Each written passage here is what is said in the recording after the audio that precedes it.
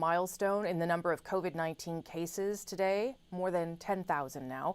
We are expecting to hear about that, of course, and more at the Prime Minister's daily pandemic briefing very soon from outside his home at Rideau Cottage. We'll, of course, have updates through the afternoon from premiers and provincial health authorities on the state of play inside their own provinces. We know also that today, Canada's premiers and the Prime Minister will be speaking later today. We hear around 5 Eastern about the situation in their provinces and whether each province has enough supplies. So we'll hear more about that as the day goes on as well.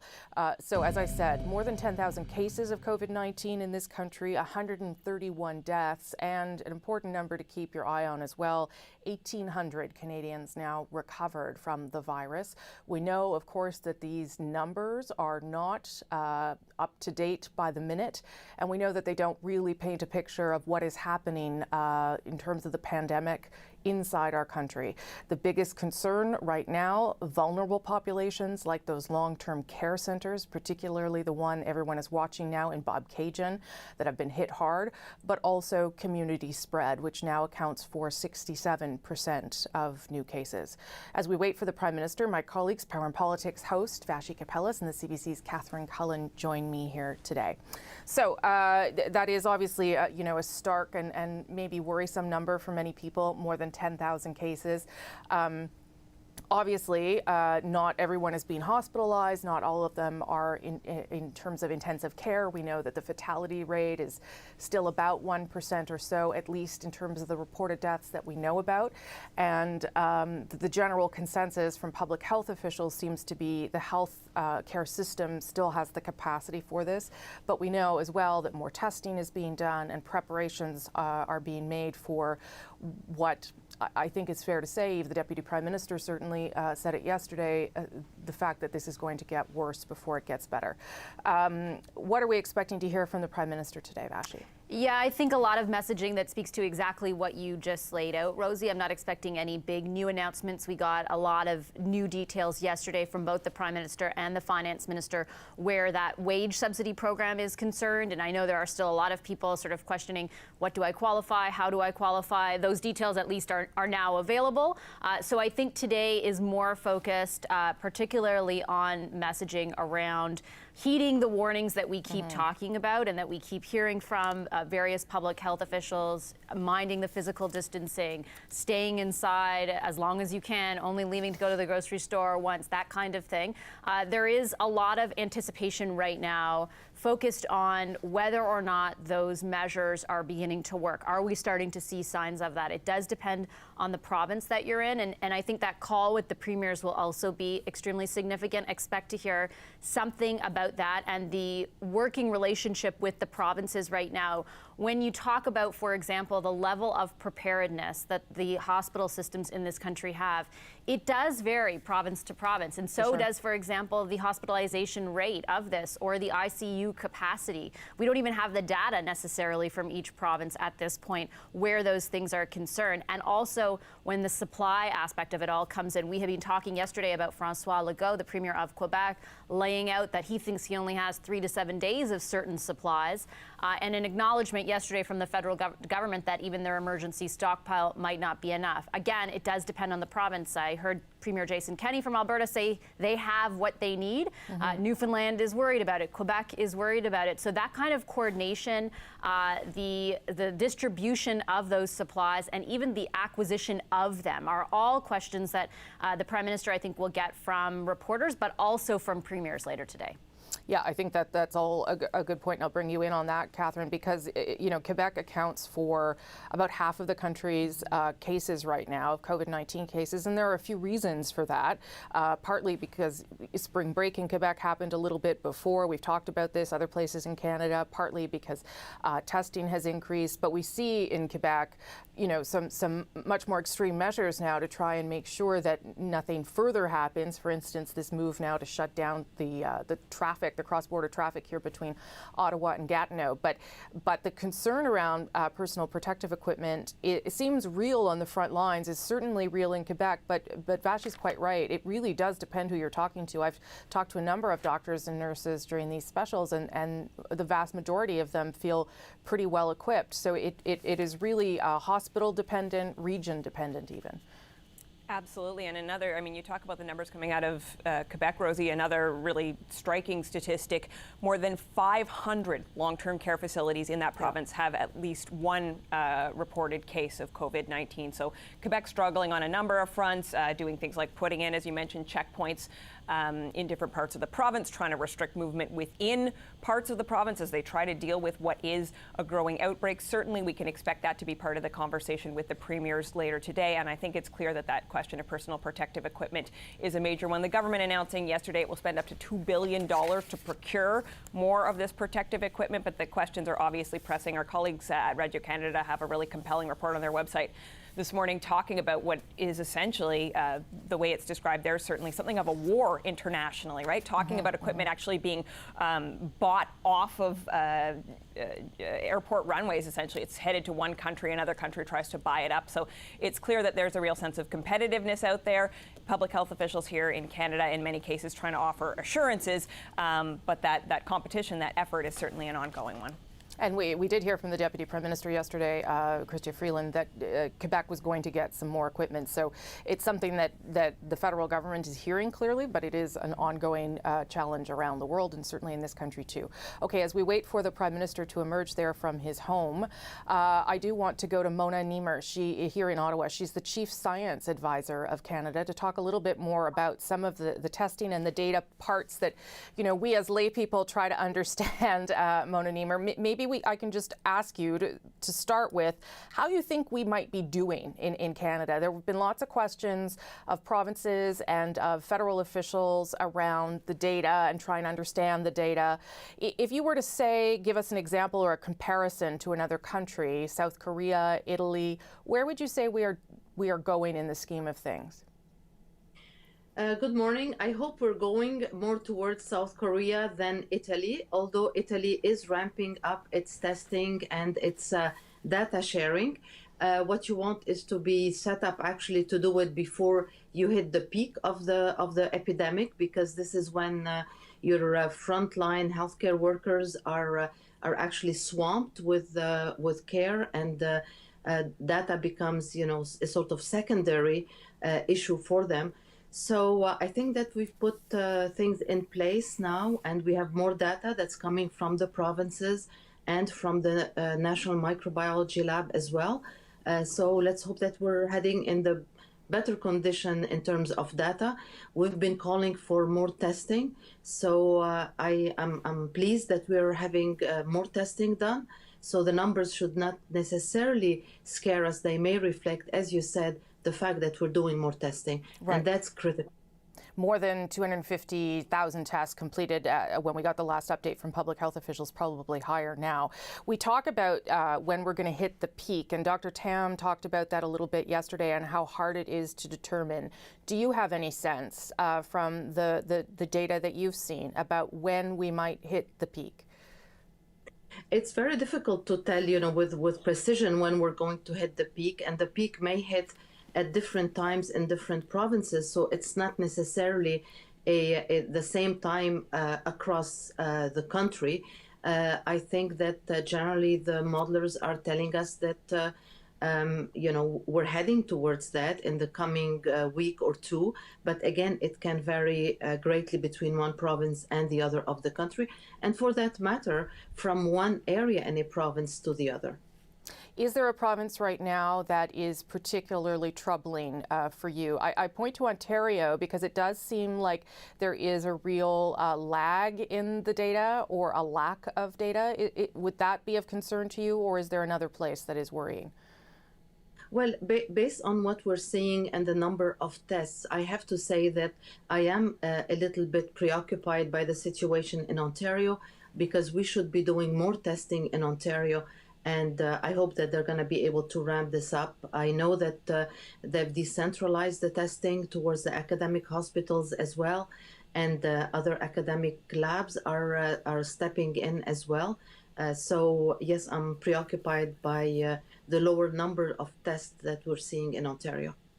What would be the key thing for Canadians to keep our eyes on? Dr. Tam and the Prime Minister have both signaled that this week, the next 7 to 10 days or so, is really critical to seeing whether the physical distancing is working. What are you keeping your eyes on over the next week or so? I think for sure the total number of tests of cases that are recorded, but more importantly than this is really the number of hospitalization. And I think that we have to be careful not to draw conclusions based on one day or two. We really need to see a trend, and a trend is several days, not just like 1 or 2 days. So what would the percentage of hospitalizations tell you right now?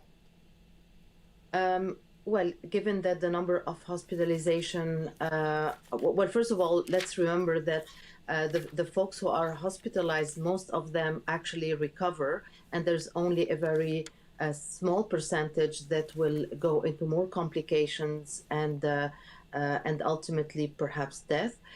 But nonetheless, the number of hospitalizations are telling us the severity of the cases, and the ones that are going to perhaps overload the healthcare system. So that's why it's very important.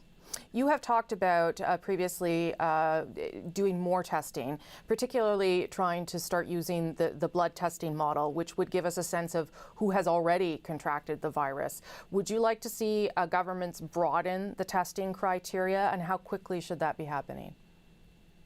Yes, I think that it's really important to appreciate that there are two types of tests that are being carried out. Mostly right now, one of them. The other one, hopefully, will start doing it as well at a large scale.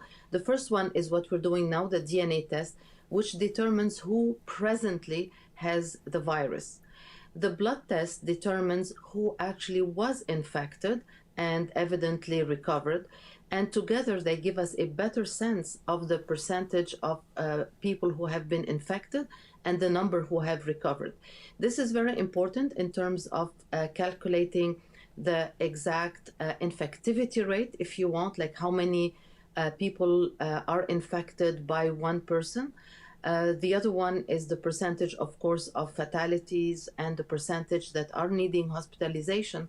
And lastly, equally important, I think, once we get over the crisis, and I'm confident we will, is to understand the measures that can be put in place for return to normal. So the number of people who have developed immunity to this is extremely important. In fact, it's important right now in terms of the deployment of healthcare workers and other essential services individuals.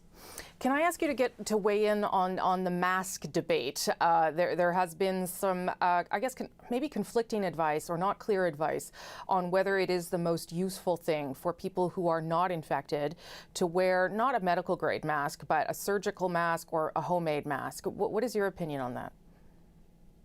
Well, first of all, I have to say that right now the most effective measure is social distancing or physical distancing and clearly washing your hands.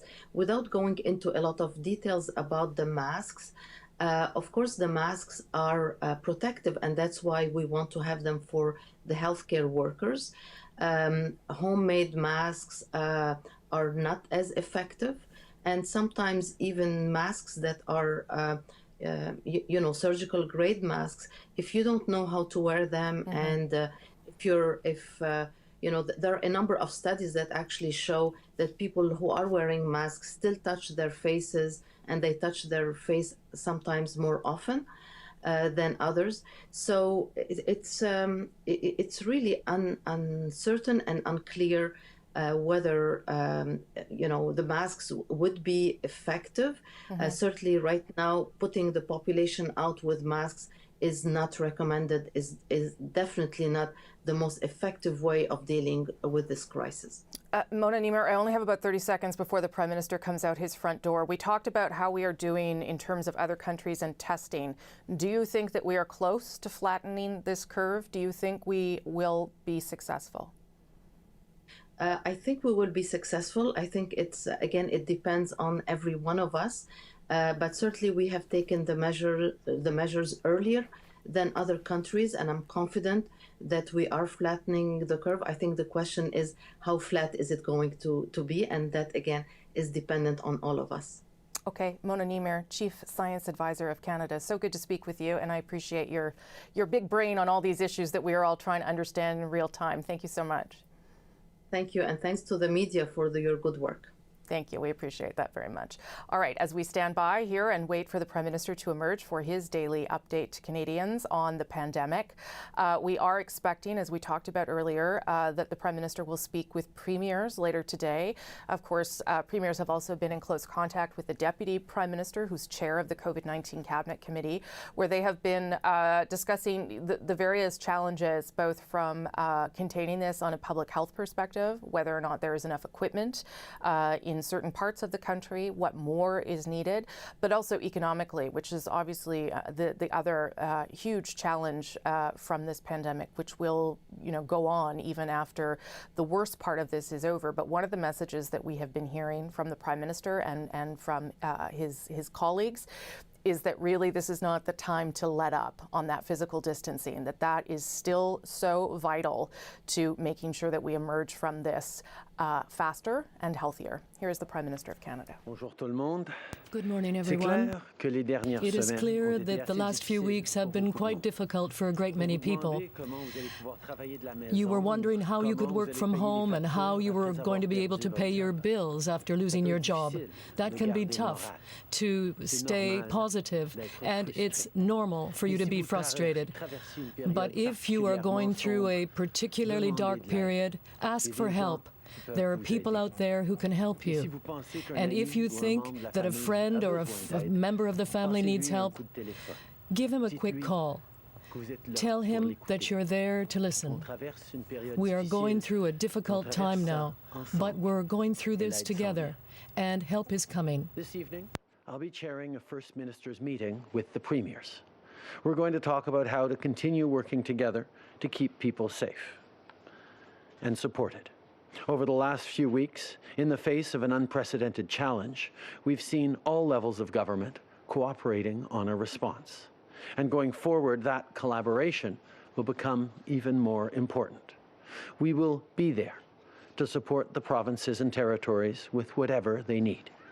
This includes sending personal protective equipment and other supports for the healthcare system. Last night, we received a shipment of over 1 million masks to a Hamilton warehouse. I know that people there have been working overnight to validate these supplies. This is in addition to the 10 million masks that have come in over the last days and are being distributed to the provinces and territories as quickly as possible. And this Team Canada effort goes beyond government. About 2 weeks ago, we launched Canada's plan to mobilize industry to fight COVID-19. Since then, we've spoken to almost 3,000 companies, helping us secure millions of pieces of vital equipment. And I want to share a quintessentially Canadian example of this collaboration. Our government has ordered hundreds of thousands of face shields from Bauer, the people who make hockey gear. They're creating shields to protect nurses and doctors against COVID-19. This is exactly the kind of innovative, collaborative thinking we need right now. And I know we're going to see more of it in the coming days. Ce soir, tonight, the premiers and I will talk about the coordination of our efforts and data sharing. We must work together to identify what our communities need right across the country. The provinces have made considerable progress when it comes to quickly analyzing the screening tests, which means that experts now have new data that they have to look at. In our conversation tonight, the premiers and I will also discuss our continued coordination and sharing of data and modeling. We need to work together to know what's needed, where and when, for communities right across the country. Provinces have been making significant progress on testing backlogs, which is giving experts important data to analyze. And we're constantly getting and validating more data. That means we can share more information with you. You can go to canada.ca/coronavirus for the latest information about cases, growth, and spread. But I know a lot of people are still wondering when this will get better or how much worse it might become. You want to see the numbers and the predictions. You want to wake up in the morning and look online for the latest, more credible data you can find. You want to plan. You want to prepare for the worst. You want to know what to be hopeful about. I know. And we'll have more information, keeping coming to you with it soon. But the biggest variable in shaping these projections is you and your behavior. You must listen to the world-class doctors who are already sharing the best available information and advice. Ignoring them puts lives at risk. It's up to you to do the right thing. While many of you are staying home and limiting trips to the grocery store, too many still aren't. What the experts are telling us is that we must do everything we can today and tomorrow to set us on the right path for next week and next month. It takes time for the effects of our actions to be felt, so if we don't want our hospitals to be overwhelmed, in the coming weeks, we need to make the right choices, and we need to make them now. Our public healthcare system is strong, and our healthcare professionals are remarkable, but they're facing a threat. If every single one of us steps up right now, we can help them. If you listen to doctors, if you stay home, if you stay away from other people, we won't overwhelm our hospitals. We will protect our doctors and nurses. We will protect our friends and neighbors. It's going to take distancing and time to flatten the curve, but that's how we'll get through this. So let's save lives together by staying apart. We'll keep working around the clock to get you the help you need to do just that. Pour protéger votre emploi, to protect your jobs, your business, or your wages, we brought in a three-point plan that will help you until things get better. Thanks to the emergency wage subsidy, we are helping your employers to keep you on the payroll. With the new guaranteed loans for all businesses, we have business owners who can now receive credit in order to come through these tough times. And with the Canada Emergency Benefit, we will be helping people until things get better if you've lost your job or your paycheck. I want you to know that we're giving this fight everything we've got. Just yesterday, we announced the biggest economic measures in our lifetime. Governments of all orders are organizing the most significant civic mobilization since World War II.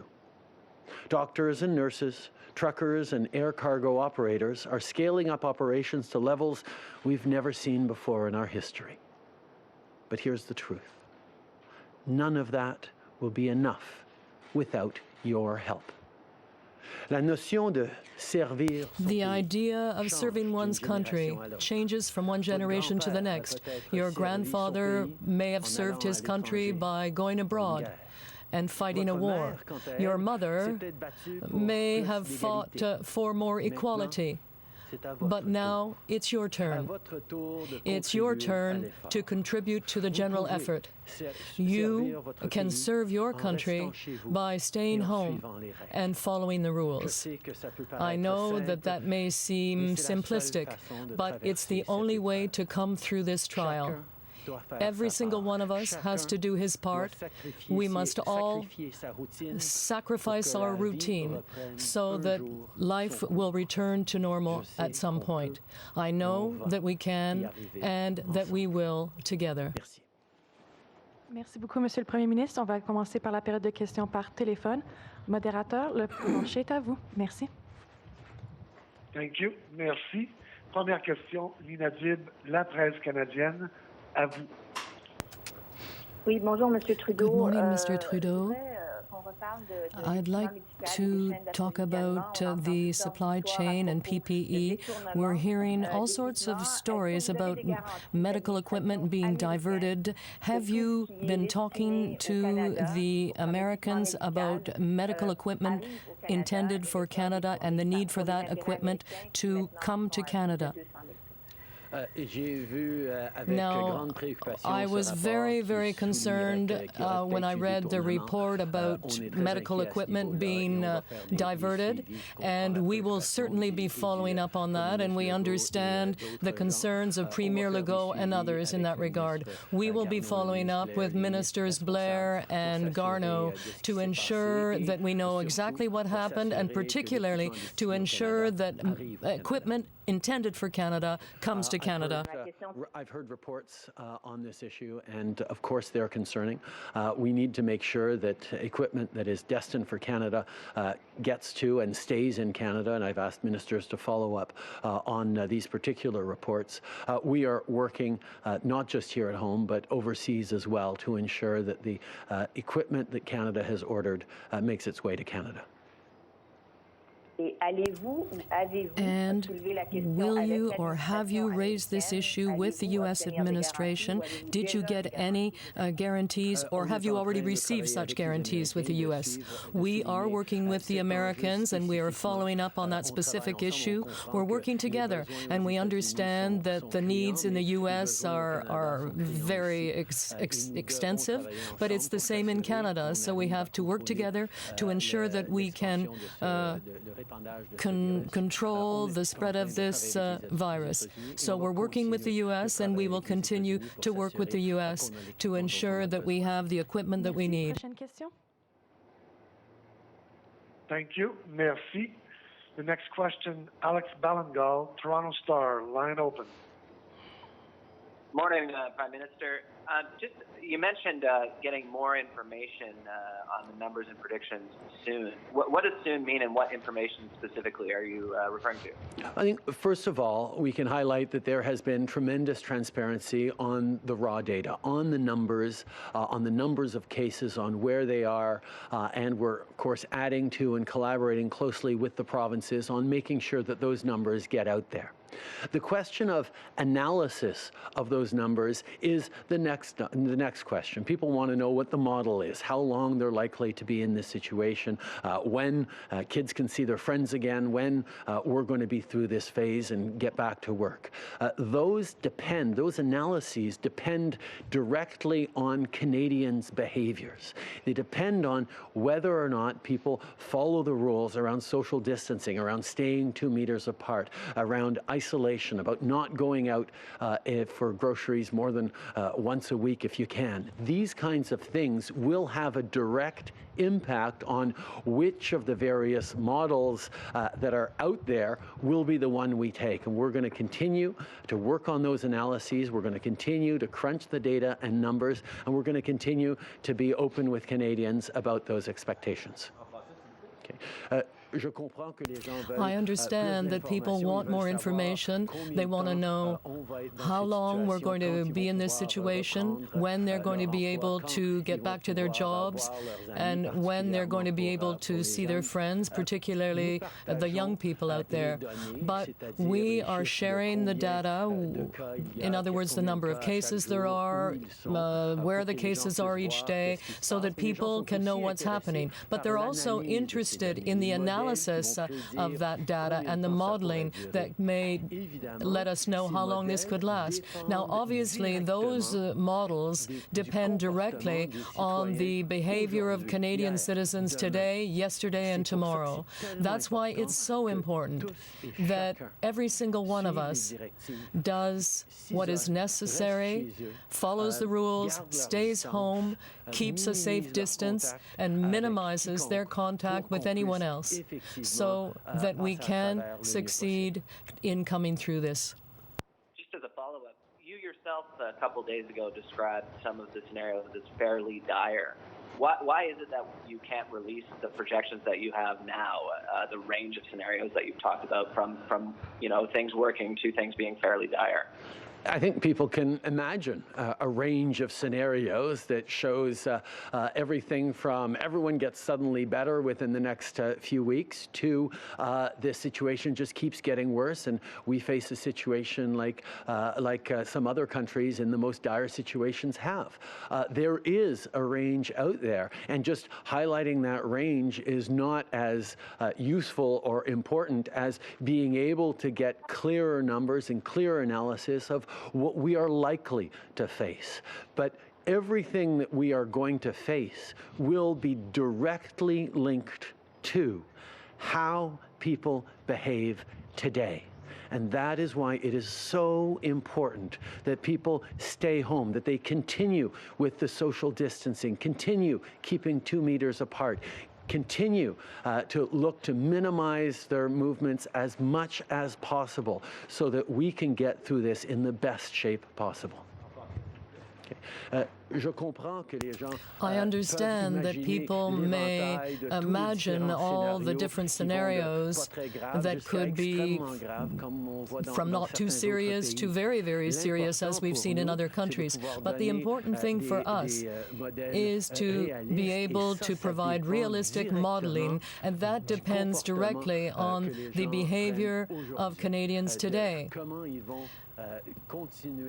Whether they continue to self-isolate, whether they maintain the proper distance from others, and their behavior in general these days. All of that will have an impact on what we see in future. Thank you. Merci. Prochaine question, Raymond Filion, TVA. À vous. Good morning, Prime Minister. Just along the same lines, those modeling scenarios, is it because you're concerned that data will cause a lot of anguish and panic? Because a lot of people want to know where we are at. And in other countries, such as the United States, they are providing that information to citizens. Well, I do think it's important for people to get information so that they can know what to expect. But at the same time, the important thing is for people to know that their choices and their behavior now have a direct impact on any model that we may end up seeing and what happens in the next few weeks of self-isolation.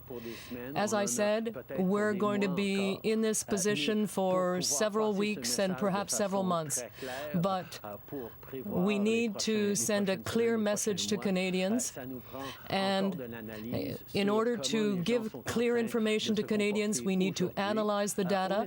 And the fact is that we are sharing data. There are models out there that people are looking at, and there will be more to come in the days and weeks to come.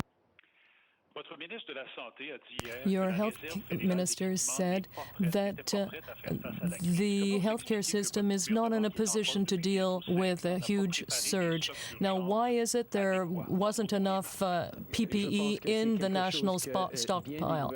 Well, I think that many governments around the world are going to be reflecting on that very issue once we come through this. And we will certainly learn a great deal from this experience and this crisis. For us, the essential thing right now is to ensure that we are able to deliver the necessary equipment to the healthcare system, that we try and flatten that curve as much as possible so that we will not end up in a situation where our hospitals and our healthcare system are overwhelmed and we no longer are able to care for people who are seriously affected by COVID-19. And that's why everything we're doing right now is aimed at protecting people. Dernière question, modérateur. Thank you. Merci. Next question, Mia Radson, the Canadian Press. Line open. Good morning. I'm wondering if you could explain to us, if you're not going to tell us what those analyses say yet, can you tell us what metrics are going into those analyses? What are the key things that you're asking to be told about that is guiding your decision making right now? What we've been working with the provinces on is ensuring that we have the best possible data. We've seen over the past days there's been a lot of clearing of the backlog in testing in a number of different places that is giving us more accurate images on how COVID-19 is spreading, on where it's spreading, on how it's being transmitted. it and on how the measures that we're bringing into place are working. I'll be speaking tonight with the premiers about this data, about the modeling and analysis that's going on, and we look forward to being able to share more information soon. Good morning, Prime Minister. Go ahead, Mia. I'm also wondering if you're talking about Canadians not staying home, that some are, but there are still too many that are not. Does Canada have the ability, and would you consider using that ability to issue a national mandatory stay-at-home order? That would be part of the Emergency Measures Act that could be brought in. At this point, we've been working very closely with the provinces who themselves have more measures that they have the ability to put in. We've seen certain provinces bringing in more and more stiff measures. We will continue to work with them, and the Federal Emergency Measures Act really becomes necessary once provinces have exhausted all their significant powers under the Emergencies Act, and we're not quite yet at that point. Good morning, Prime Minister. Olivia Stefanovich, CBC News. Other countries have been able to release detailed modeling. For example, New Zealand is projecting a 65% infection rate for its population, a 1% fatality rate, and also a 20% fatality rate for its elderly Maori people. So I'm wondering why your government can't release the modeling you have in your possession right now to help Canadians prepare and to also make sure that Canadians keep following the rules. What's stopping you from releasing this information right now? One of the things that we'll be talking about tonight with the premiers is how to make sure that all our various sources of data are aligned so that we can get more accurate models. How we make sure that the analysis that we apply to the data that's coming in, that's being published daily so Canadians can see it, actually makes sense and reflects what's going to happen in Canada, what's going to happen in various regions across the country, which will be different from what happens in other countries around the world. That is sophisticated modeling work that's being worked on right now that is ongoing, and we look forward to sharing more with Canadians in the coming days. What are your government's plans for returning cruise ship passengers from Florida? How will they get home? Will they be quarantined or allowed to self-isolate at home?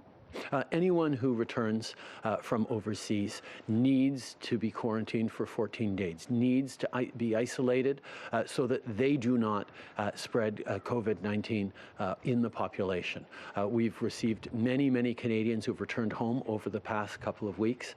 There's still a few more to come, but far less than have already come, and those people have been isolating. We've been asking people to make sure that they don't stop into the grocery store on the way home from the airport, that they go straight home, that they isolate, that they understand they pose a real risk, not just to their neighbors and their loved ones, but to our entire country. We need to ensure, and we will ensure, that those people are properly isolated. Respectfully, the question was about these passengers specifically from Florida. How are they going to be getting home, and will they be quarantined somewhere specifically or just asked to go home? My understanding is they will be flown home on a charter flight, but we're still looking for those details, and we will ensure that they are isolated when they get home.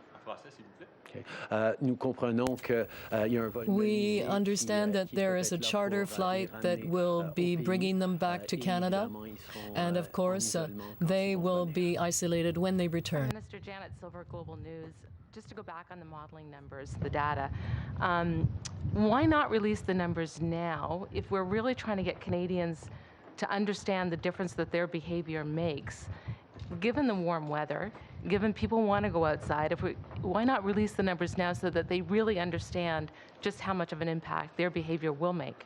We have been releasing numbers. We've been releasing the data regularly. We're improving the quality of the data. We're coordinating with the provinces to make sure that the data is consistent right across the country. And that is the numbers that we are putting through into various models. And as we get those models more accurate, we look forward to sharing them with Canadians. Just to switch gears now on China, U.S. intelligence reports reveal that China concealed the degree and the severity of the outbreak. I'm just wondering, does Canada have the similar intelligence? And in the past, we have said that we trust China and their information. Do we still trust China and their information?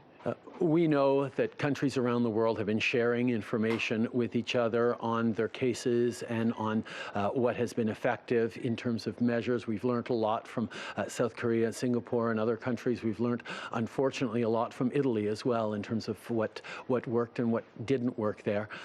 We need to keep learning from other countries, but we also need to be really thoughtful about how we process and understand that information. Obviously, there'll be many questions as this is all worked through over the coming months and indeed years on how this was handled, what lessons are taken, who did well, who didn't do as well, and who was perhaps not as forthcoming with the global community as they should have been.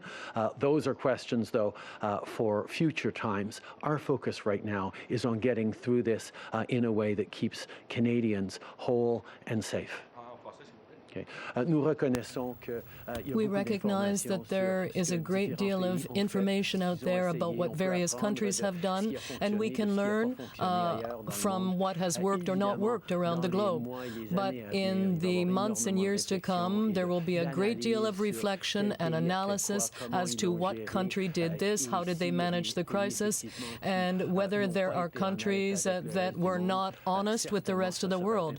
Certainly, it will be important to know that. But for right now, our priority and our emphasis is on how we can do things and what we can do to protect Canadians. Thomas, CTV National News.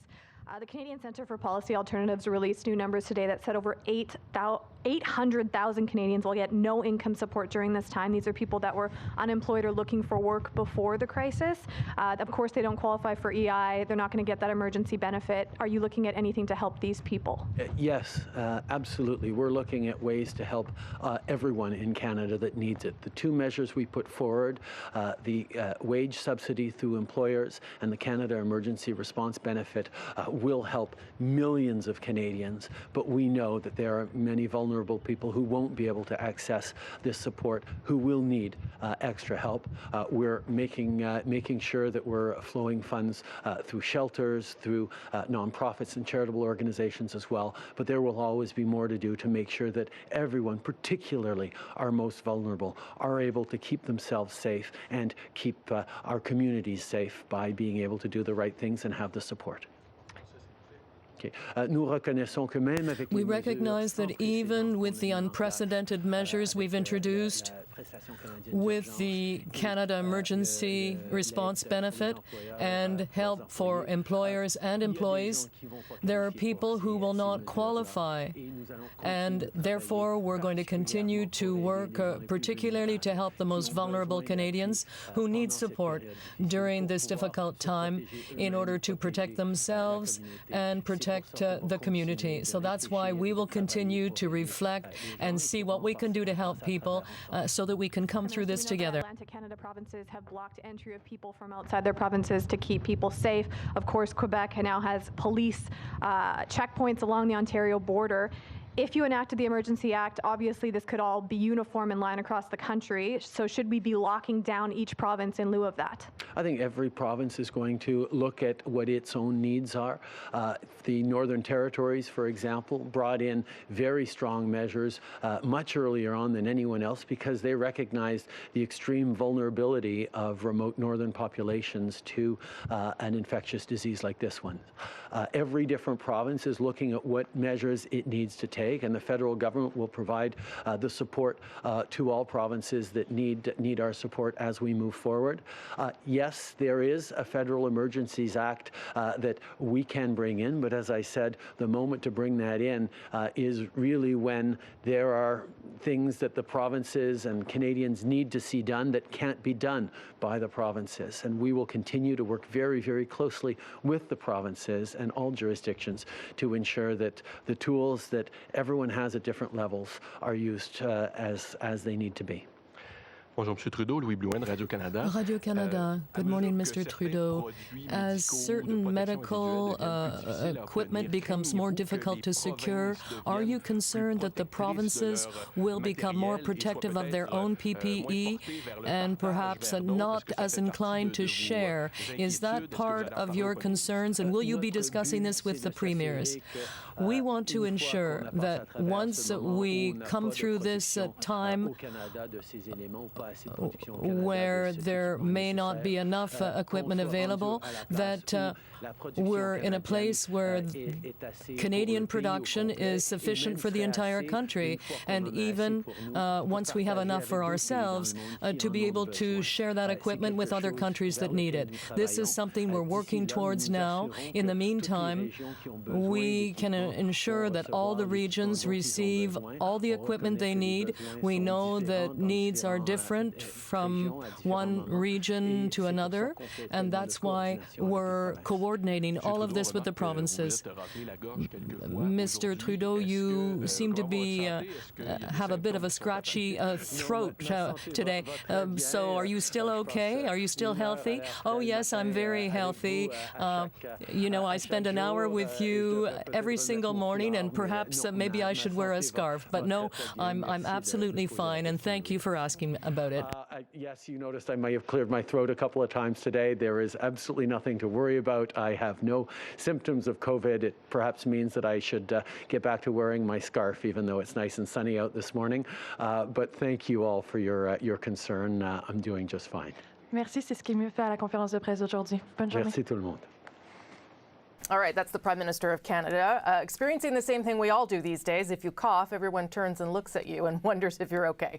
He says that he is indeed fine.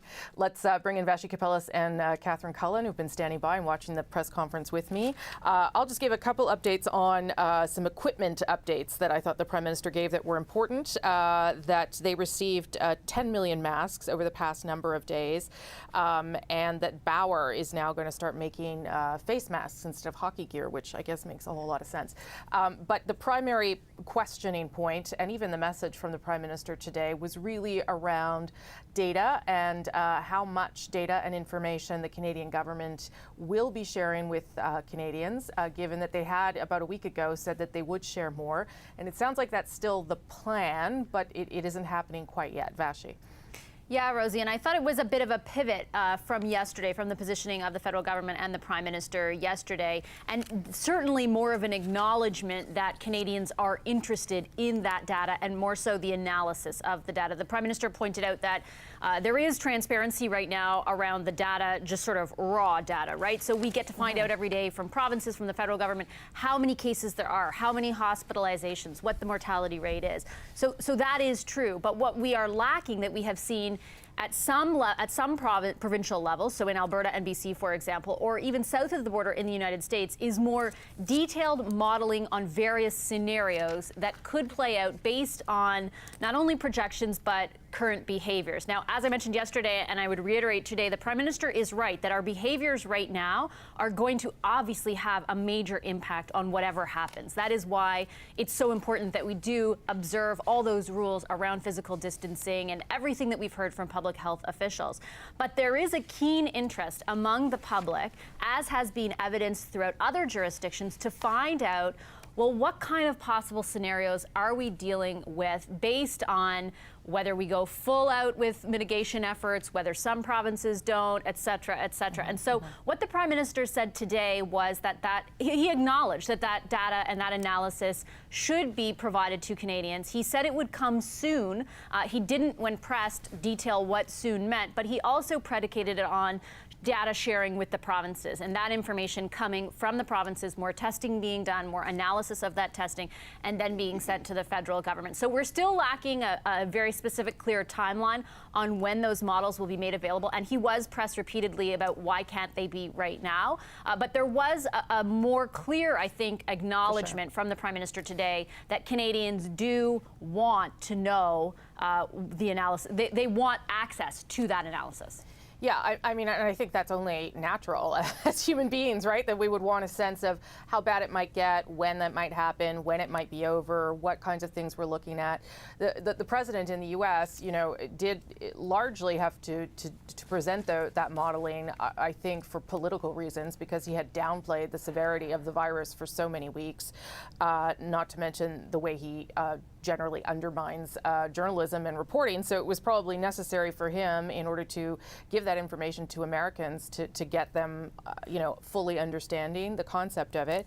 The other thing, Catherine, that stood out for me in what the Prime Minister said there was that highlighting a range, he said, is not as useful as being able to point out what we are likely to face. So, I mean, that suggests to me that even with the data they have, which may not be complete, given that they're reliant on the provinces for it, that range exists. What they are not willing to do is put that forward, because it doesn't sound to me like they have a lot of faith in the accuracy of it right now anyway, because they're still trying to get all that information from provinces. Yeah, he seemed to sort of spell that out at one point when he was talking about the conversation with the premiers that he's going to have later tonight. And he said, we want to make sure that the data is aligned. We want more accurate models. We want to make sure the data will reflect what happens. Obviously, implicit in that is that the information they have right now doesn't go all the way. He was also asked, and I thought it was a good question by one of our colleagues, whether or not he doesn't want to release the data because he's concerned about how people will react, right? I mean, if we look at what happened in the United States, and obviously the particulars on the ground there, we have to say, very different than what's happening in Canada, but the numbers that we saw come out of there, dealing with their particular scenario, quite alarming. The Prime Minister didn't really engage with that question. He again went back to the idea that people want information, they want to know what's going to happen, but as he always does, as public health officials do, they keep bringing it around to this question of, if you want to know what's going to happen, your behavior is going to influence that. One other interesting thing I thought, Rosie, was what he said at the end, towards the end there, about personal protective equipment, and he did say, going forward, he's not necessarily talking about in the next few days, or perhaps even weeks, but coming out of this, he said that he wants Canada to be self-sufficient when it comes to making that kind of equipment, not only enough to supply the whole country, but perhaps to supply it to others. Just some, I think, of the reflection the government is doing right now in terms of, and not just this government, but governments around the world in terms of how prepared they are for something like this. Well, and if it creates further economic opportunity and new industry out of a pandemic, you can see why that might be useful. I'll end on this. So the promise, I guess, is there for more modeling and for sort of the analysis of the data. As Vashi rightly points out, all those numbers are there. I think one of the concerns, though, that we have certainly been reporting on is the accuracy of the raw data. Particularly Ontario seems to be struggling to keep up and give a full picture of what is happening. And certainly we heard from Canada's chief scientist that is a concern as well. So all the things, to keep in mind as we're trying to get a better picture of what's unfolding in Canada and how it might unfold in the weeks ahead. Of course, important to remember for everyone, this is unprecedented and extraordinary. So difficult for all of us to wrap our heads around it too. I'm going to just leave both of my colleagues there for a moment as we wait now for the press conference from cabinet ministers and public health officials, and tell you that hospital unions in Ontario actually held a press conference while the Prime Minister was speaking, and they are upset about a new Ontario government policy. The union says it endangers some of its workers by excluding them from proper protection from the coronavirus. Union officials call it, quote, cruel and unfair, and the president of the Ontario Council of Hospital Unions pointed out that there's a high proportion of those in Ontario who have tested positive for COVID-19, and they are healthcare workers. There's fear and desperation and a fair bit of anxiety and a feeling of abandonment. 97% of our members said that they feel abandoned by the provincial government. 87% of them report shortages of personal protective equipment. And in some long-term care facilities, the equipment runs out in a day or two, and we haven't even felt yet the full extent of this virus. We're told that equipment is coming, but it never really arrives. And there was a huge stockpile, as you know, of this equipment, expired masks. On the recommendation of the SARS Commission, 55 million masks were stockpiled. Those masks were allowed to expire. Many of them were destroyed. There's only 1 million left. We're asking that those masks be distributed across the healthcare system. The manufacturer says we can still use them. The OMA says they're fine, and we would like them to be distributed. We would like the government to take immediate action to direct industry to ramp up production. There's a lot of unused capacity in the Ontario private sector that can be put to use. And we Okay, and that is Michael Hurley from the Hospitals Union. And obviously this conversation around shortage of personal protective equipment like masks and gowns is a big concern for healthcare workers right now. You heard from the Prime Minister, 10 million more masks have arrived over the past number of days. Dr. Alan Drummond is an emergency room doctor, and he joins me now from Perth, Ontario. Good to see you, Doctor. Good day. So I know it's about 1 out of 10 healthcare workers make up the COVID-19 cases inside this province. Can you tell me how you are feeling about how well equipped you are when you go into work? Well, actually, I feel that I'm maximally prepared for the circumstances that are forthcoming. We are being careful with our personal protective equipment. Some would say rationing. I don't think we're quite there yet, to be honest with you, in a sense that our emergency departments are largely fairly quiet. It's the calm before the storm.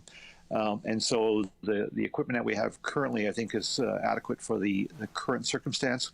If, however, this amounts to something significant in terms of the critical care load of people with who need intubation and ventilation, then of course the concern is, do we have the adequate amount of N95s and so forth? So it's a work in progress. I think most emergency departments across this country are seeing a kind of a quietness, a calm, and we're okay. But I think it would be fair to say that most emergency physicians and nurses are anxious about adequate protection equipment, and we hope that these promises materialize into actually cartons of stuff arriving at our doors.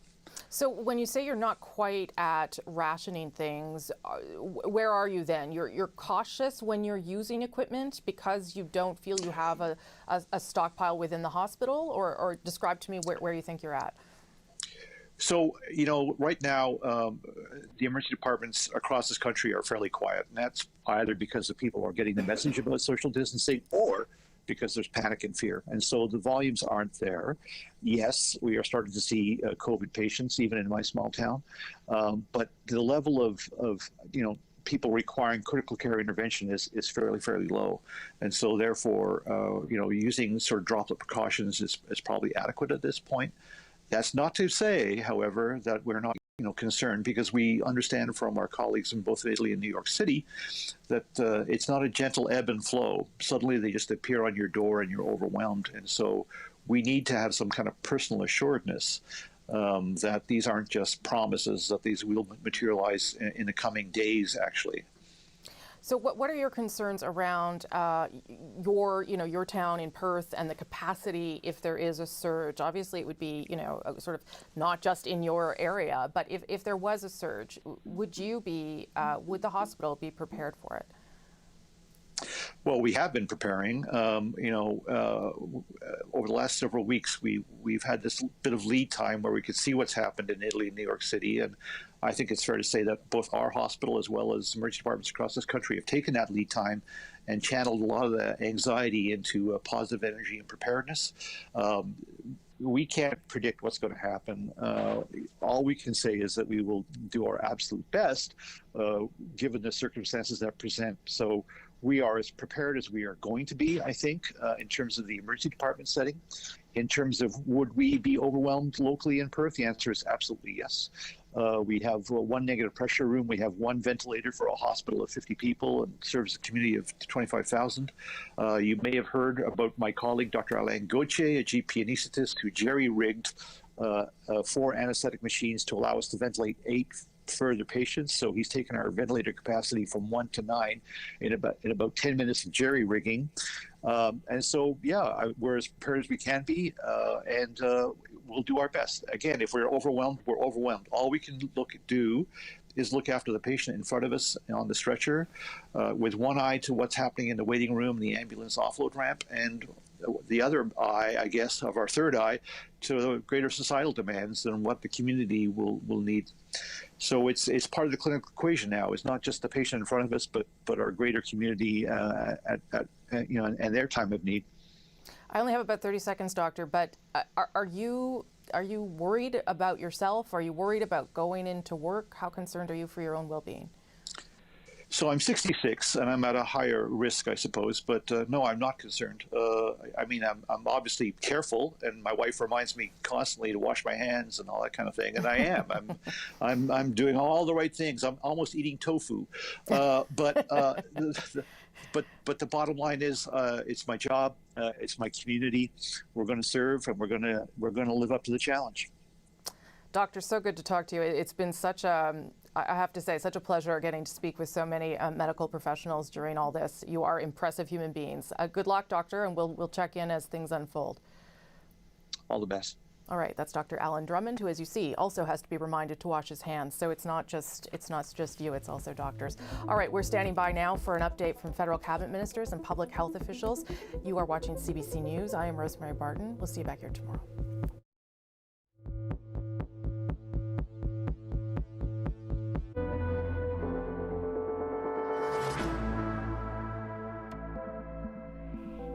Hello and welcome back. I am Rosemary Barton here in the nation's capital, bringing you coverage of the COVID-19 pandemic, how the federal government is responding and coping, trying to contain both the pandemic and some of the extraordinary measures that are being put in place to shore up the Canadian economy at the same time. We have just heard from the Prime Minister, Justin Trudeau, talking about more personal protective equipment that has arrived over the past 24 hours.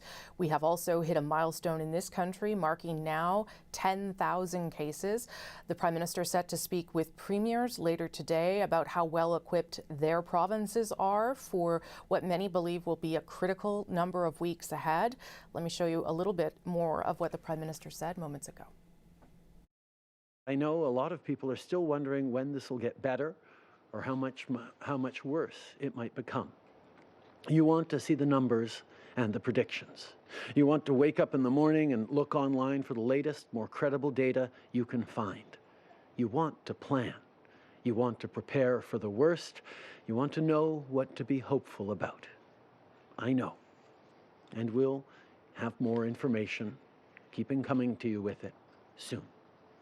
But the biggest variable in shaping these projections is you and your behavior. You must listen to the world-class doctors who are already sharing the best available information and advice. Ignoring them puts lives at risk. It's up to you to do the right thing. While many of you are staying home and limiting trips to the grocery store, too many still aren't. What the experts are telling us is that we must do everything we can today and tomorrow to set us on the right path for next week and next month. It takes time for the effects of our actions to be felt. So if we don't want our hospitals to be overwhelmed, in the coming weeks, we need to make the right choices, and we need to make them now. And that's the Prime Minister of Canada speaking to Canadians today about not only the promise of some more information to come. There's a lot of raw data out there, as we heard from the Prime Minister. Certainly that is the case if you go on the coronavirus website, but it's analyzing that information, what it means, what it might mean going forward for all of us that lots of people still have questions about. But the central message from the Prime Minister, and I'm sure we will get it again today from federal officials, federal cabinet ministers, is if you want to change the outcome of that data, the best advice is to do what they are telling you to do. Stay home and limit your contact with other people, your physical contact with other people. My colleagues, Power and Politics host Vashi Kapelis and the CBC's Catherine Cullen, joining me now as well. Talking to these medical professionals is so I am very deeply impressed by them in terms of their fearlessness in the face of all of this. But it seemed clear from that emergency room doctor in Perth that they sort of have enough for now. But what they would like to know is that there will be enough when they get to the point where they have this onslaught of cases potentially. And there was some news around personal protective equipment today too, Vashi. Yeah, there was. The Prime Minister announced that there have been about 10 million masks that have arrived in the past few days, and that they are being sort of accounted for and validated, and then they can be distributed. This question, though, of supply is such an important one right now as we head into what public health officials have been telling us, over the next few weeks could be sort of not peak, but a surge in various parts of the country. And so I think while we keep asking people we are talking to who are on the front lines, do you have enough? Do you think you're going to have enough? That second question, the follow-up about whether they think they're going to have enough, is so dependent on what happens right now, how we all observe those behaviors. And so sometimes it's difficult to assess, but and it also, as I said earlier, really does depend on which facility you're in. It also depends on which province you live in, and there are so many various accounts of it. The one thing that I would also highlight from a federal level, it sounds like that'll be a big part of the discussion with the various premiers tonight. That call is expected, I think, to take place around 5:30 Eastern between the Prime Minister and the premiers. It is a bit confusing from my perspective because the answer to whether we have enough has changed a bit over the past few days. So at first, the Prime Minister said we have all current needs covered and for the foreseeable future. Obviously, the foreseeable future, I don't know exactly what that means. But then we started hearing accounts from individual provinces, particularly Quebec, and the Premier there that said, I don't have enough. I'm worried about the next 3 to 5 days. And we've asked various ministers, well, how does that sort of match up with what you were saying? And it's because there is a difference in the way each province is sort of calculating how bad it can get and how much they're going to need. But we've also heard from nurses who are on the front line saying we don't have what we need in long-term care homes, for example, right? Yeah. So it is difficult to figure out, from my perspective, if there is enough. Obviously, there are many efforts underway to secure more, but will more also be enough in the future? Again, that depends on how things go right now. So it's difficult to find sort of a straightforward answer to that question, but it sounds like today the Prime Minister acknowledged, and yesterday the Health Minister, that maybe the stockpile the federal government has isn't going to be enough for provinces. And then you compound that with all the competition around the world, even south of the border, for those supplies. It's not going to be easy. No, and there may not be a straightforward answer, as you rightly point out, for all of those factors. I should say that Minister Anita Anand, the Minister of Procurement and Public Services, has tweeted that a plane carrying goods purchased from manufacturers in China arrived safely in Toronto last night. She goes on to say this signals the arrival of some additional orders for goods needed in our fight against COVID right now. I would also imagine, Catherine, that if the cases really start to take off in one region of the country and not another, you could probably move things around. I would imagine part of the collaboration that the Prime Minister is talking about is also that premiers will step up if needed in certain places. And he was actually asked by one of our colleagues, Rosemary, whether or not he's worried that as this goes on, provinces will be less willing to share. The Prime Minister has put the emphasis on I guess, a collaborative attitude up until this point and going forward as well. We did get that acknowledgement yesterday from Health Minister Patty Hajdu that no, really, the stockpile is perhaps not as prepared as they might have hoped that it was, and that all governments around the world are going to be taking a closer look at the situation, learning from this as it's happening. But in the meantime, obviously, there are a lot of healthcare workers who are very concerned about this. The Prime Minister talking as well about the goal of making Canada self-sufficient when it comes to supplying this kind of protective equipment, something that they're working on, something that we should note that they're putting a lot of money into even right now as we speak, trying to get other businesses to become involved in this too as well. Our colleagues at Radio Canada, though, reporting about how fierce the competition is for this, noting that in one case, the United States, according to what they're hearing, actually bought a bunch of masks that were destined for France right off the tarmac in China, taking them away from France by offering to pay 3 times the price. So it's just one example, not necessarily representative of everything that's going on out there, but one that certainly raises eyebrows. And the Prime Minister was also asked about collaboration with the United States on this issue. Again, he talks about the importance of working together, collaboration, although it's clear that's not always what's happening internationally. No, it's a very competitive market for a limited amount of supplies and all that stuff. As Vashi said, it comes in. It still has to be verified by Health Canada to make sure that it's up to the standards that we expect.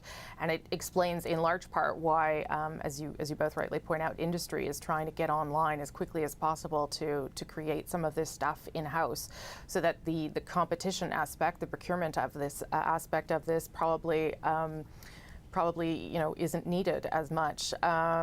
I think we have about 2 minutes till cabinet ministers arrive here, so I think I'm going to stick with that. Yes, I will.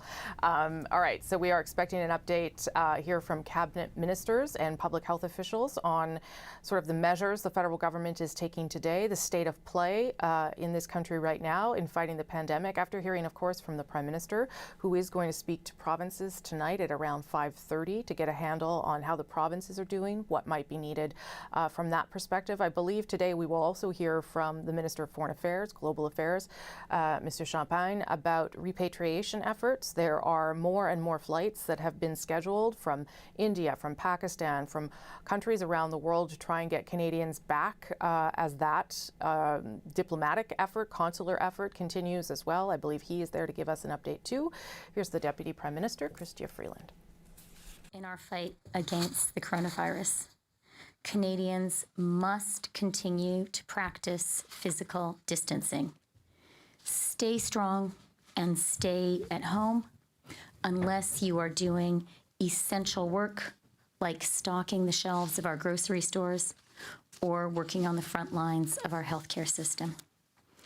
I know that we as Canadians are resilient. Things are going to get worse before they get better, but I know that working together, we are going to get through this. This is a critical week in our fight against this virus. Canadians must continue to practice physical distancing. Stay strong and stay at home. Unless you are doing essential work, such as filling shelves at the grocery store, or if you're providing health care. Canadians are resilient. We are going to get through this crisis together. So today we will hear from Canada's Chief Public Health Officer, Dr. Theresa Tam. We'll hear from the Minister of Foreign Affairs, Mr. Champagne. Minister of Indigenous Services, Mark Miller. And the President of the Treasury Board, Jean-Yves Duclos. And of course, with us today are also the Minister of Health, Patty Hajdu, the Chief Medical Officer of Health at Indigenous Services, Dr. Tom Wong, and the Deputy Chief Public Health Officer, Dr. Howard New. Dr. Tam, please. Bonjour. Hello, everyone. Good morning. So, as usual, I'll start with an update on the numbers of COVID-19 cases in Canada. There are now 10,466 cases, including 111 deaths. These represent infections from previous exposures and not what is happening right now necessarily. So even if you're not hearing of cases in your community, it doesn't mean there is no risk of exposure. We must all consider that anyone could be infected, and keeping our 2-meter distance is the safest bet. So we continue to test at a very high rate in Canada, one of the highest in the world, with tests completed for over 260,000 people already. Around 3.5% of these people have been confirmed as positive, and 95% also as confirmed as negative. So we talk about these percentages. Well, what does it mean? So Canada has been maintaining around the sort of 3 to 4% positivity rate, which is within a good range for accurate detection of where the disease is circulating. The WHO, for instance, suggests somewhere between 3 to 12% even. So if we drop below this, for example, to 1% positive, for example, it may mean that we're actually casting our net too wide. We're testing a lot of people who might not otherwise really needed testing. People with mild illnesses who are not in an area of Canada where the disease is circulating, for instance. Or you're testing too early. Of course, sometimes the test is not 100%, and some people might need to be retested. But it shows that we have a very highly sensitive testing system. Of course, we are continuing to increase our laboratory capacity to make sure that that is still the case. So the number of cases and outbreaks connected to high-risk settings continue to be reported at a very concerning rate. And in particular, long-term care facilities are being affected in high numbers, and as well as reports of some hospital facilities with healthcare workers impacted. At least 50 deaths are related to long-term care homes, senior residences, and other care facilities. I cannot stress enough that we absolutely must double down to prevent the acceleration of spread in these settings. This means strict public health and infection control policies to minimize the risk of an introduction at these facilities. It also means that every one of us must take all precautions. For people who are not essential workers, this might mean staying away from long-term care facilities while finding ways to keep in touch with loved ones. Using virtual means, such as a phone call or a video, is not quite the same, but staying connected has never been more important. Once again, I must stress that this disease spares no one. Each day, as we get additional data, we are seeing that all age groups are impacted. The consequences of this illness have been severe and fatal in older and medically vulnerable Canadians, but adults under 40 years have also experienced severe illness, accounting for over 10% of hospitalizations, with some reports of critical illness and at least one death. The disease spares no one. Each day, as we get additional data, we are seeing that all age groups are impacted. The consequences of this illness have been severe and fatal in older and medically vulnerable Canadians.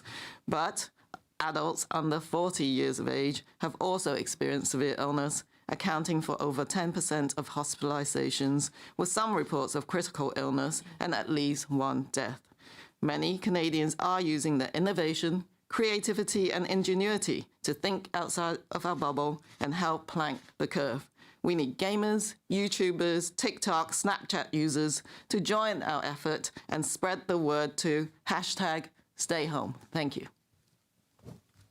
Thank you, Dr. Tam. Now I give the floor to Mr. Champagne, the Minister of Foreign Affairs. Thank you very much, Deputy Prime Minister. Good morning, everyone.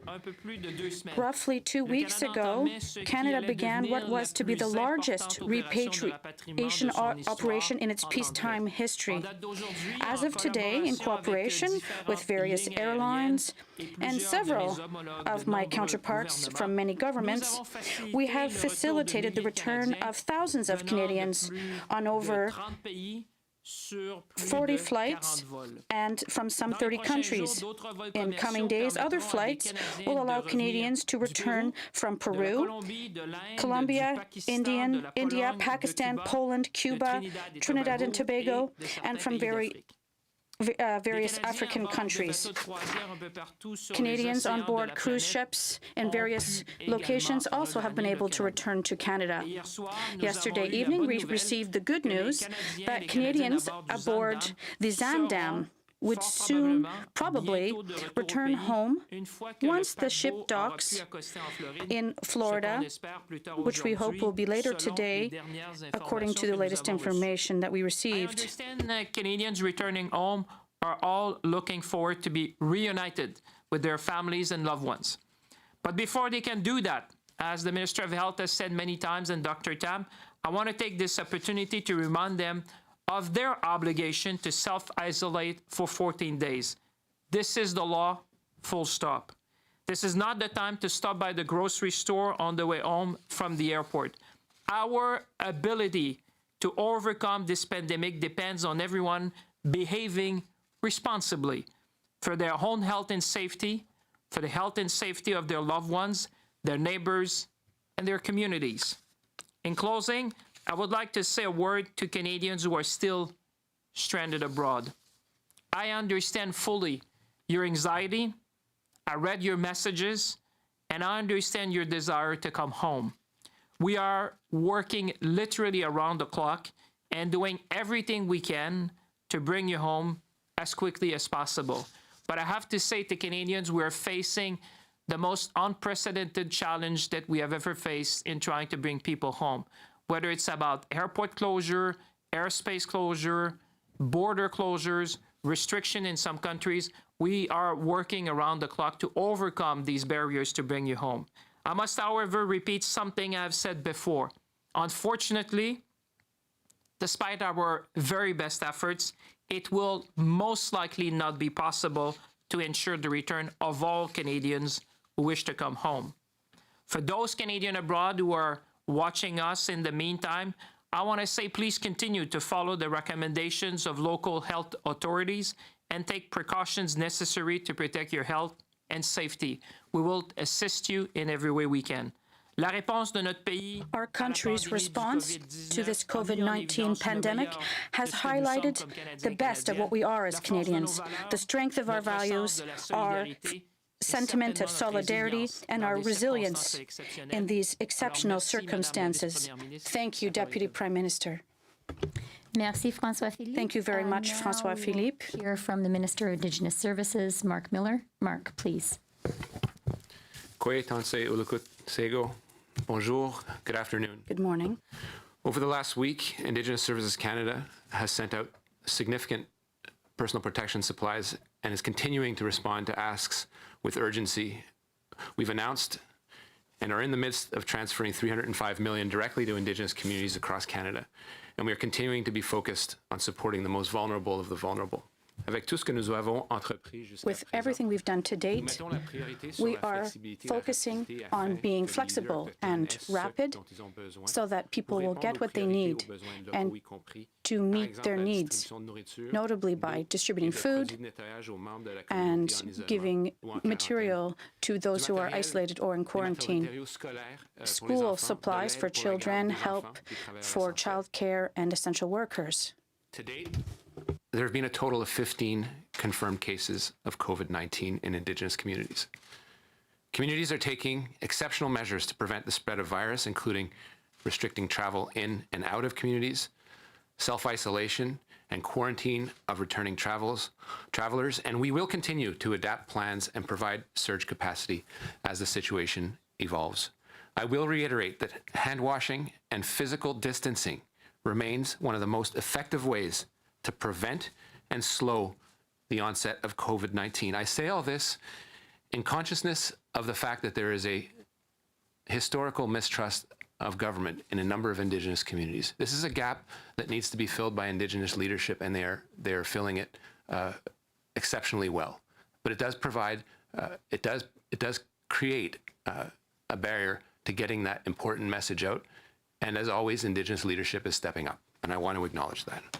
During this pandemic, many other challenges may arise. For example, we want to ensure First Nation youth in care who reach the age of majority as defined by provinces and territories continue to receive the supports they need. For the next 6 months, at a minimum, we will continue to cover the eligible costs to First Nations Child and Family Services to youth who would have otherwise aged out of care. Again, taking care of those that are most vulnerable. Some provinces have undertaken this change already, and I would encourage others to consider doing the same in support of vulnerable Indigenous youth. We have also asked First Nations or ordered First Nations with upcoming elections to not hold them for the time being, given current public health risks associated with these. We're working directly with these communities for a temporary solution to meet their needs, and this will guarantee that there won't be any gaps in governance. If they do decide to move ahead with elections as it is their right, we'll be giving them instructions about measures to take to protect members of their community. The unique challenges faced by Inuit communities, including the essential access of air transportation. We're therefore working closely with Inuit partners, provinces and territories, and the Public Health Agency of Canada to ensure adequate preparedness, supplies, and response levels in Inuit communities. We're exploring a number of options to support essential air transportation and ensure that service continuity is provided. Unfortunately, COVID-19 is not the only challenges that Indigenous communities may face in the coming weeks, but it can compound it. As we head into spring and flood season in particular, we're working closely with First Nations that are at risk of flooding. We're working together to ensure that communities are as prepared as possible for emergencies and have solid flood mitigation strategies and responses in place, while ensuring we protect communities against the spread of COVID-19. I want to reassure everyone that we will continue to support First Nation, Métis, and Inuit in responding to natural disasters such as floods or fires, and we will continue to work with regional health and provincial partners to make sure that First Nations, Métis, and Inuit have the health services and supports throughout this difficult times. We've seen a lot of measures taken by communities to protect their populations, and I want to recognize their important work, the work of health leadership and political leadership, and the strength they have shown. But let me be clear, this is just the beginning. We know more support will be needed, and we will be there to make sure no Indigenous community is left behind. Canada is here to support you during this uncertain time. Miigwech, merci, Nakumik, thank you, merci, Yawangoa. Thank you, Mark. Now I'm giving the floor to the President of the Treasury Board, Mr. Duclos. Thank you very much, Christian, and good morning, everyone. Let's be clear. The coming weeks will be very determinant. It's not just enough to say hashtag everything will be fine. We're counting on citizens to follow public health guidelines, and this will allow us to protect ourselves as well as those who are protecting us, namely all those in the healthcare sector who are on the front lines, who are working hard, and the private sector as well, who are working hard to protect us. After the key announcement yesterday about emergency wage subsidies that the Canadian government will be giving, I would like to ensure all sectors of the economy, notably the cultural sector, that all companies and organizations that are receiving public funding are eligible for the wage subsidy from the Canadian government.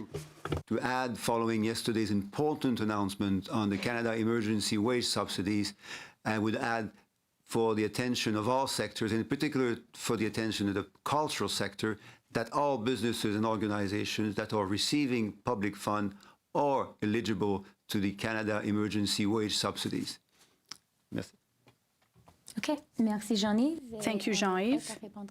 Now we'll be ready to answer your questions. Deputy Prime Minister, as usual, we'll take 3 questions on the phone and then turn to the room. 1 question, 1 follow-up. Operator. Thank you. Merci.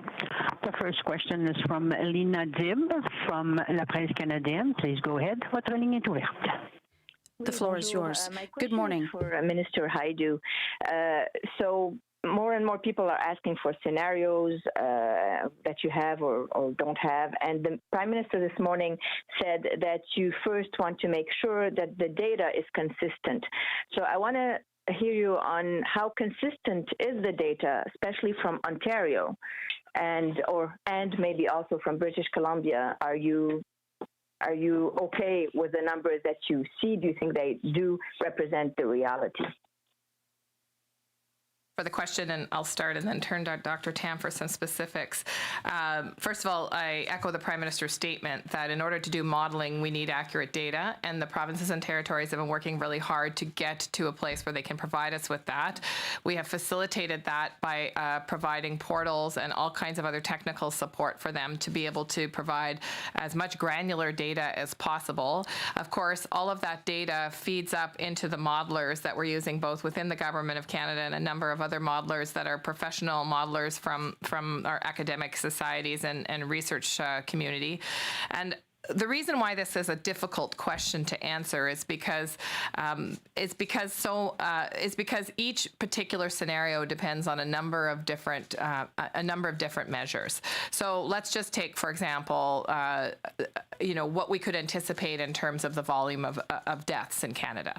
In order to actually answer that question, we actually have to get a better handle on how many people we anticipate will be infected in Canada based on what we currently see in terms of infection rates. Of course, that's dependent on the number of measures that are taken in various jurisdictions and how stringently they're being applied or listened to by Canadians. And it also depends on the number of Canadians that end up hospitalized and in some cases using intensive care services. And all that depends on whether or not Canadians are able to apply those own measures in their own lives. And so that's why it's very hard to give modeling that's accurate. Having said that, that's the work that we're doing right now, to give Canadians a better sense in the days to come. Should we be able to see a mild outcome, a moderate outcome, a more severe outcome, and what kinds of decisions, what kinds of measures, and what kinds of capacities would affect those outcomes. So I'll turn to Dr. Tam, and maybe you can speak specifically about the work that you're doing to get that data from provinces that will help us with that modeling work. I think everyone's working really hard to get the information. Right now, I would say that we are looking at how do we interpret the information we received as well. So when we talk about modeling, there are many different types of modeling. There are scenarios for planning purposes where you could hypothetically sort of look at, well, how many percentage of your population may get sick and sort of plan ahead at your hospital beds, for example. But what we're doing with provinces is take the data that we have now, like the number of positive cases and confirmed cases, to see if we can track where we're heading. But you can't go too far. You can't sort of guess, months down the road. What you're looking at is whether the numbers, those numbers that we get reported every day, are pointing towards us in a certain direction, whether that curve is bending. So if we're looking at, well, let's try and figure out, is that curve bending? It's still actually in early days, as we've all said. The next weeks will be very important. We're not expecting to see too much at this point. In setting up that curve and looking at whether it's bending, what we're doing is fine-tuning the interpretation of our information. BC, for example, we need to know exactly what happened to their testing strategy. As I've just said, the testing strategy depends on where you are in that epidemic curve, how wide a net you might be casting or more focused. So until we get the precise, the nature of the exact testing strategy at each point in time will help us to see if we can compare the data from each of the jurisdictions. And it's not an easy piece of work just because people are tested all over the country, and we need to make sure we understand how to interpret. Now, public health, of course, as I said, don't just move on perfect data. We will take what we have and we will make the most of that in terms of giving us our best interpretation as to where this epidemic is heading. And we also do have to unpack it for each of the different areas of Canada. They're not experiencing exactly the same outbreak and the same trajectories. So we are dependent on each of the jurisdictions and helping them where they don't have the modeling capacity to get that done within each of the provinces and territories. Okay, so if I can, Minister Hajdu, if I can go back to Ontario, Mona Nimmer, who is the conseillère scientifique du Canada, was saying this morning that was what she's seeing. Apparently, Ontario is not testing enough, and they should be, and she's preoccupied with that. Do you share her concern about the way Ontario is handling this situation? Thank you for the question. I'm going to turn that directly to Dr. Tam because she is much more closely linked with the public health officers of Ontario and can answer it from a more precise place. Thanks. Yeah, so I think the evolution of the outbreak is, as I said, the timing and everything is a little bit different. BC started a little bit earlier. I think the Ontario situation, and Ontario is a very vast place. So, and they're at some of the beginnings of that epidemic curve. So I think that we will provide support as much as possible to Ontario to enhance their testing capabilities for sure. We want to absolutely, though, as I said, test and focus the testing in the most high-risk situations, if you like. You must test long-term care facilities, healthcare workers, and all of those situations where the test results in a significant public health action. So you must control those outbreaks. So making sure that's where you're focusing is very important for Ontario, particularly, for example, in the Toronto area right now. It may be reasonable then to cast the net wider and elsewhere in Toronto, in Ontario, where the disease epidemiology might be a bit different. So it's not a very simple answer, but all I can say is they need more testing capacity. We are absolutely working together to make sure that capacity is improving. And we can certainly provide you more information in the upcoming days. Thank you, Dr. Operator. Prochaine question. Next question. Thank you. Merci. The next question is from Jamie Passage-Gumscom from APTN. Please go ahead. The line is now open. Votre ligne est ouverte. Thank you. My question is concerning Canada's prisons and jails. With people with respiratory illness, they may see that this epidemic is almost a death sentence to them. What is the committee doing for them?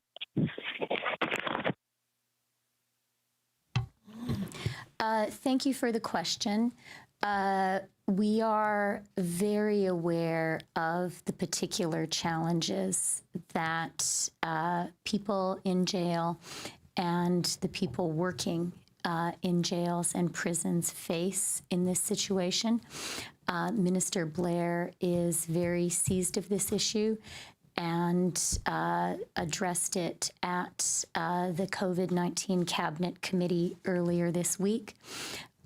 He and his team are working very hard to ensure that protective measures are in place to protect both inmates and guards. You're quite right to focus on this issue, and we are as well. And Minister Blair is looking at whether further action may be necessary. And if I can just add, Dr. Tam has a few words because she's been working on this issue as well. Yeah, so correctional facilities are one of the high-risk settings. And they are precisely when we talk about lab testing, we need to be able to provide lab testing to those settings. They are one of the highest priority areas for focusing our lab test capabilities. We provide guidance to these type of settings. And also the medical officers of at the federal level at the Correctional Services Canada is part of our group of chief medical officers who are constantly looking at the evidence and looking at how best to protect this population. But of course, the key is not to introduce this virus into that setting. So the preventive measures, which are, really, really important. I can't stress enough about that. So absolutely double down in prevention of entry of the virus.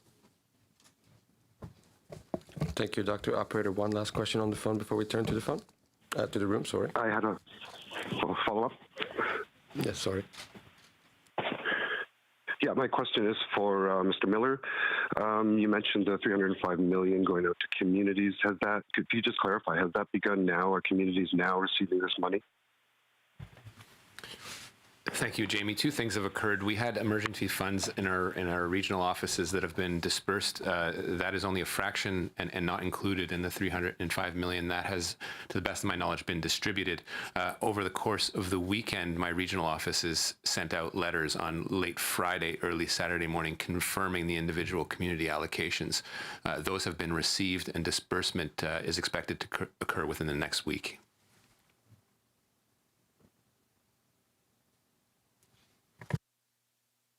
Thank you, Minister. Operator, next question. Thank you. Merci. The next question is from Marie Vestel from Le Devoir. Please go ahead. Votre ligne est ouverte. Oui, bonjour. Question. Good morning. I think this is for you, unless it's for Dr. Tam. I'd like to go back to the medical equipment that was promised to Quebec. Yesterday, it was said that some equipment would be delivered in the next 2 days. I'd like to know what day it's going to be shipped to Quebec, what equipment is being shipped, what quantity of that equipment is being shipped, and also on the 10 million masks that the Prime Minister mentioned was just delivered and is going to be redistributed to provinces. Can you tell me what proportion of that is going to go to Quebec, please?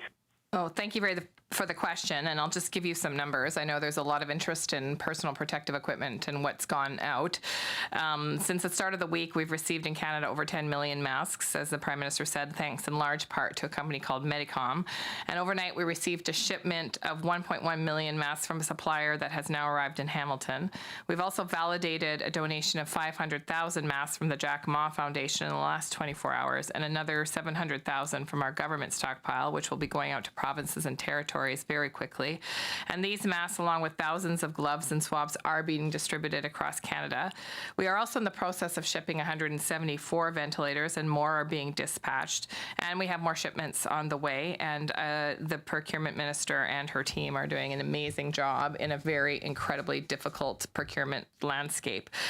In terms of the allocation of what's going where, that work is happening with the provinces and territories through the Special Advisory Committee that Teresa works through, and through the Deputy Ministers of Health. That is a very difficult, as you can imagine, conversation, but important one, because the provinces and territories are working incredibly collaboratively to make sure that not only their needs are met, but that we can anticipate surges in parts of the country as they occur. So I cannot give you specific numbers of which provinces and territories have received what. Certainly you can ask various ministers of health at the provincial level if that's the information they want to share, but at the federal level, what I will say is we are very encouraged by the collaborative nature of these conversations in a very difficult time.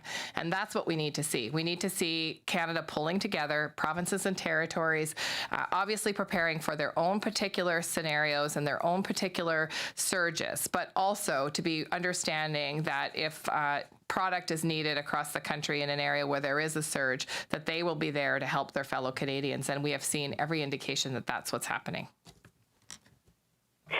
Thanks for all the numbers. I appreciate it. Maybe then, if you can't give me the specific numbers, can you tell me how all those resources are being allocated? And what I mean is it in a percentage of where there are the most dire needs, they get a bigger percentage, or is it simply through the regular proportion of the population of Canada, so i.e. Quebec and Ontario would get about 20-25%?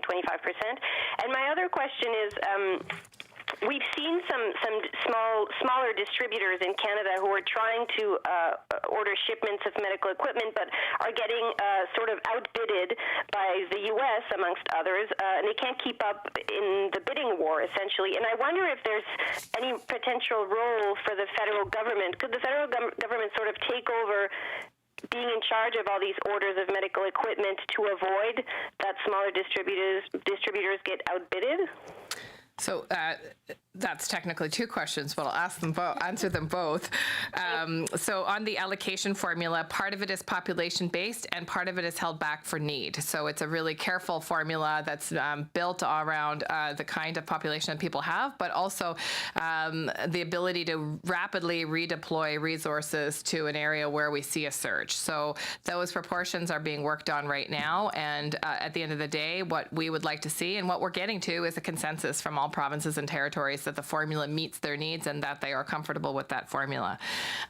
In terms of bidding wars and people scooping orders and all the other kinds of crazy things that are happening in the procurement space of personal protective equipment, certainly I've heard those stories as well, and that's why we're encouraging provinces and territories to work as closely with us to do bulk procuring at the federal level. It does give us bigger clout when Team Canada is buying things, and Canada, the full weight of Canada is behind those orders and those logistics that go into actually getting product from many countries, but particularly China. In terms of that work, obviously we know that provinces and territories do have separate orders, and we encourage them to communicate that to us so that we can keep an eye on those orders and assist them as well with any logistical challenges that they're having.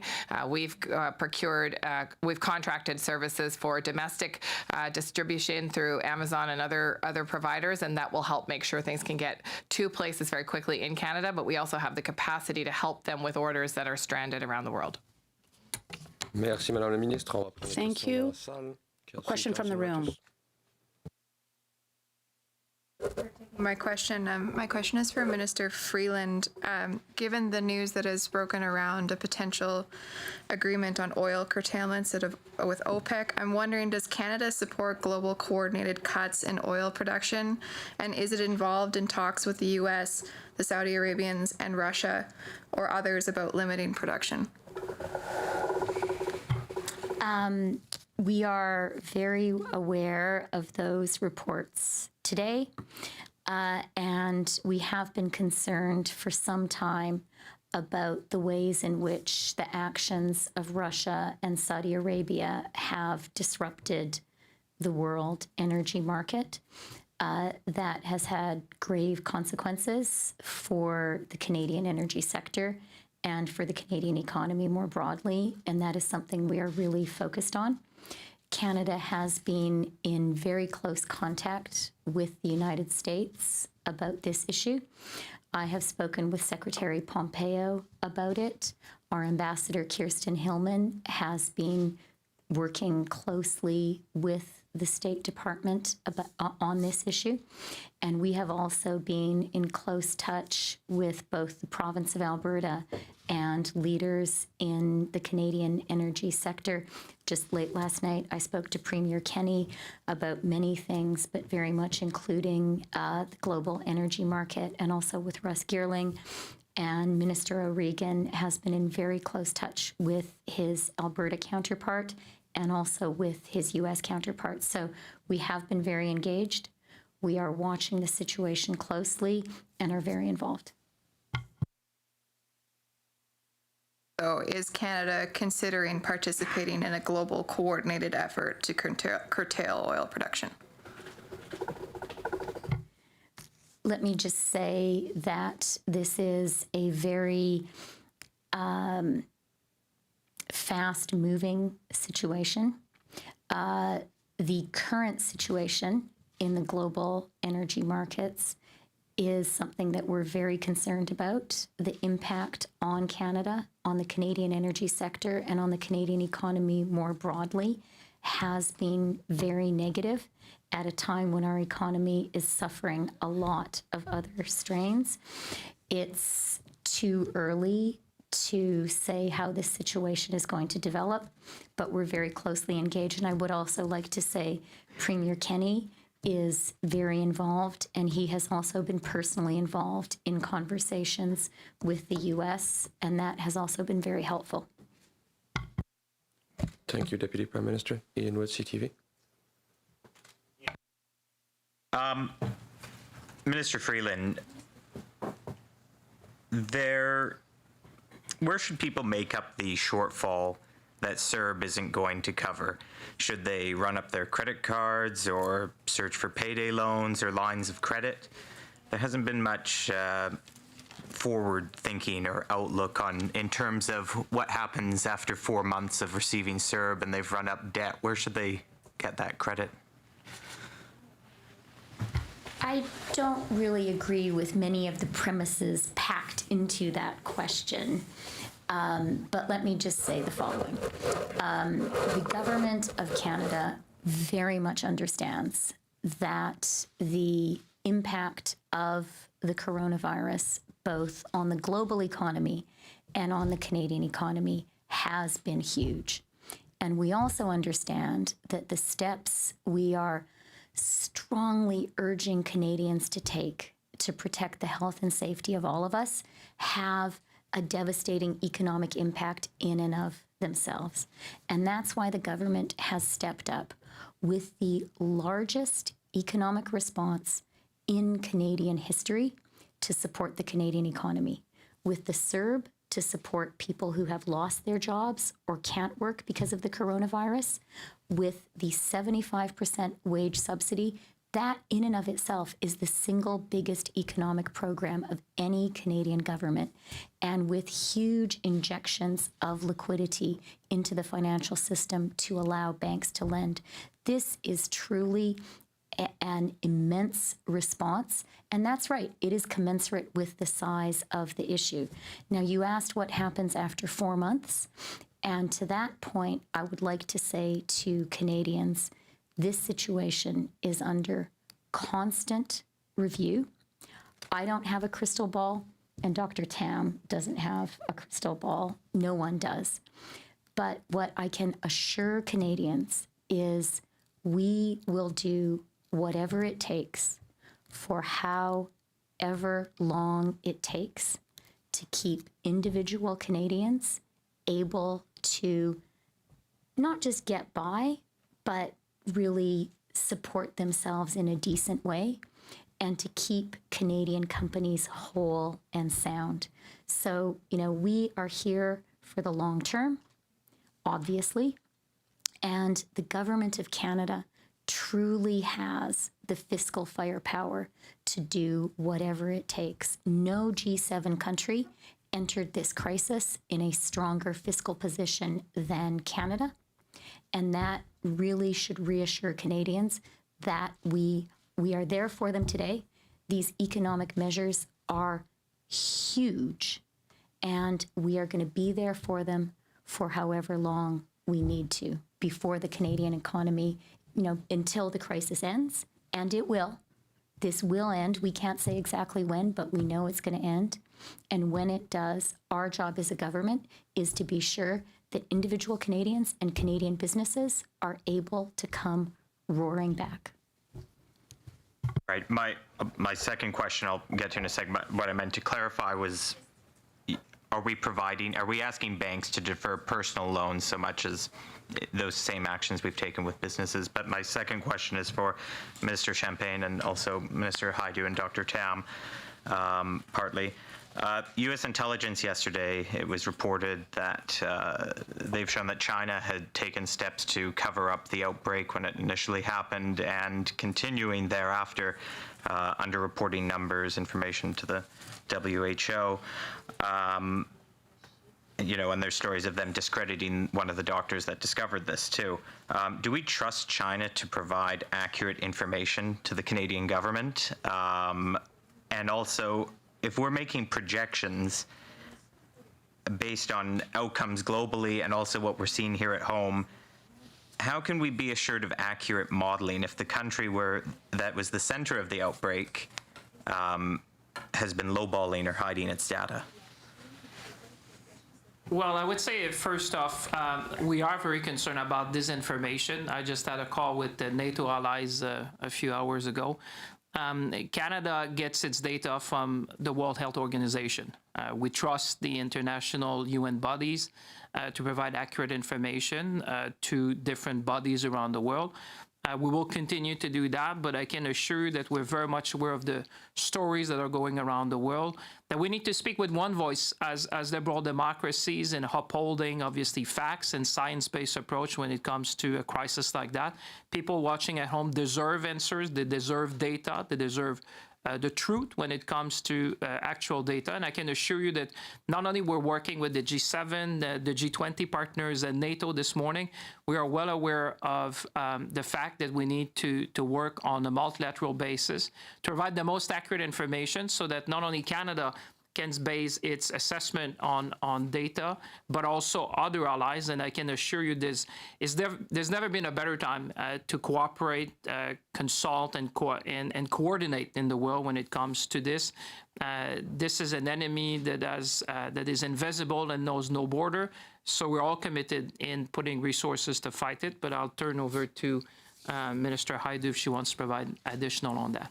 Well, I think the most important thing that my colleague mentioned was that we don't rely on any one country's source of data. In fact, it's the World Health Organization that coordinates the data from all countries.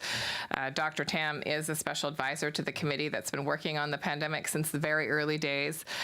Dr. Bruce Aylward led the World Health Organization committee to China to do the investigation of what was happening, what they could determine on the ground in terms of China's capacity to have a full understanding of what was happening. There's no indication that the data that came out of China in terms of their infection rate and their death rate was falsified in any way. In fact, if you look at the death rate overall in China, it's much higher than the one we're seeing now. And so we rely on the World Health Organization to do this important work because, of course, we're all in this together.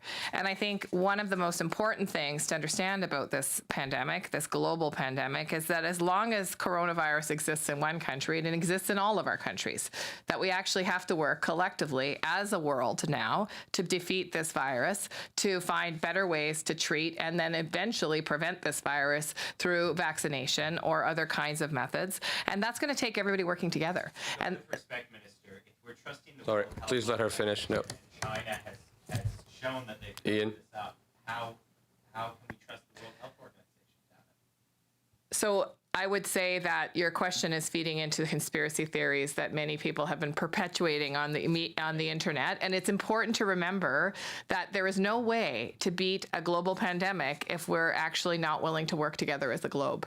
We will have to come up with a global solution to this virus. No country is an island. And I am so proud of the Canadian researchers that are part of the World Health Organization Solidarity Project that are working on developing vaccines and treatments for this virus that undoubtedly are going to be a big part of the solution about how we all get ourselves out of this situation. Thank you, Minister. Julie Van Duzen, CBC. Ms. Haidu, we know that hundreds of foreign-trained doctors really want to help out in this situation. We know that they've passed required tests, but they haven't been certified yet by officials. We're pointed to the fact that one of the first Syrian refugees who arrived here in 2015 is a doctor who wants to help out, but he can't. So is there any way to facilitate getting these doctors into the system? I'll give a general statement, and then maybe Dr. Tam, this has come up on your special advisory committee calls.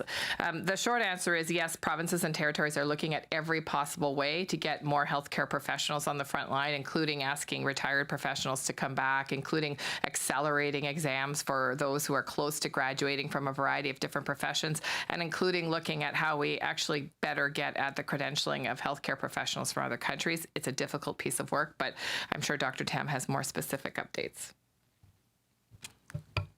Yes, I think it's important to look at in every angle at improving our health human resource during a difficult time. So Health Canada actually has initiated a recruitment approach whereby, and I don't know if it's actually launched on our website or not, essentially is asking people who've had the skill sets to do public health, like contact tracing and other skills that provinces are looking for, to actually apply to that portal. It's not the same as getting your license, I have to say. That is a sort of provincial licensure area, but we would like people who think they can help in the health response to be applying through that particular portal.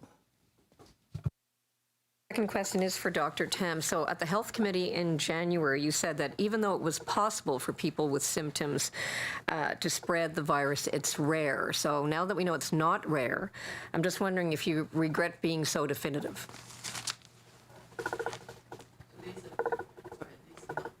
People with symptoms are obviously very important in the spread of this virus. We're always, obviously looking at science as it evolves. And we have, of course, had cases that are pre-symptomatic or asymptomatic. What we didn't know before was how much that play in the force of transmission.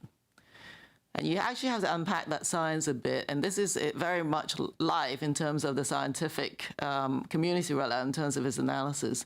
It may depend on what setting you're in as to whether that particular component play any part in driving the actual outbreak.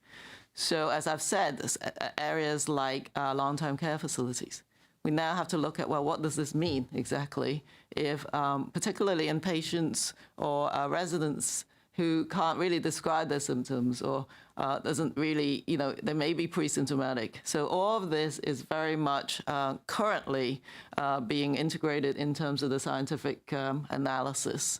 And so if we have to change our approach, we will, because this is just the science that's building up right now. Merci, Dr. Impératrice. Thank you. We're going to return back to the phones for 3 questions. Thank you. Merci. The next question is from Micheline Laflamme, Radio-Canada. Your line is open. La parole est à vous. Thank you. My question is for Dr. Tam. I would like, if you can tell us, in French, how, right now, well, you're saying that modeling and analysis will be coming shortly. What is important? What are you following right now to be able to give us this information, this analysis in the future? Also, I'd like to know about your ability for projections in Ontario. You live there. What are you doing right now to increase capacity there?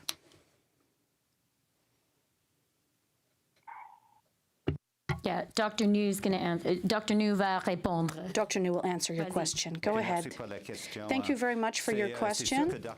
Of course, Dr. Tam and myself and our also provincial and territorial counterparts continue to work very closely. We have experts who are working on modelization and modeling. And of course, Dr. Tam has said that every province has their own experts that are doing their own projections and modeling. And on the federal level, we're working closely together on projections. But as we've already said, there are two aspects to this. First, the quality of the data. If we don't have good quality data, our projections and what we're going to do in terms of results won't be reliable. That's the first point. The other aspect is that if we do modeling, it always depends on what we're doing right now with measures in terms of physical distancing. If we're really effective as Canadians, what we're doing right now will also have an impact on the modeling in terms of what we can expect in a few weeks. So we're continuing to work close together. It's hard to give you figures because it depends on these two aspects, the quality of the data, as I said, and we're working closely together. We know that the provinces and territories are continue to work hard to give us the best possible data. And the other aspect is that what we're doing now is very important. It's critical because if all Canadians continue to practice proper physical distancing, this can have an impact on the data and also on the outcome of the modeling. And in terms of Ontario, well, answer. In terms of Ontario, we're enhancing their capacity for testing. And Dr. Tam and myself and our counterparts continue to work very hard to help Ontario's health authorities to enhance their capacity to test Ontarians. Thank you.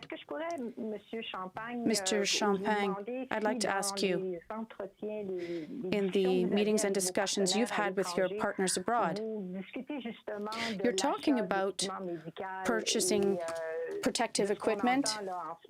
What we're hearing right now is that there's some people who are buying this equipment and it's not getting to the proper destination. Is this the case? Answer. Since the beginning, we've known that we're facing a health crisis, and we have also ensured the economic and health security of people. Since the beginning, we've said that we have to ensure the flow of people and goods across our border, and we have to look at the supply chains, notably in North America. We know that these provisions are essential, and that's why we've reached an agreement with the U.S. to close the border. We needed coordination. We had to allow truckers through, but all these goods, well, since the beginning, Canada has spoken to countries. We've even talked about air bridges that were in place during the Second World War. We have to ensure that essential services continue, whether it's in terms of researchers or technicians for equipment. Obviously, supply chains have been related to various initiatives. I think the minister was explaining that this is the fight of our humanity. We're facing a common enemy, this pandemic that is worldwide. So it's in our individual. All right, we're going to turn away from this federal briefing today, where the focus was largely on personal protective equipment.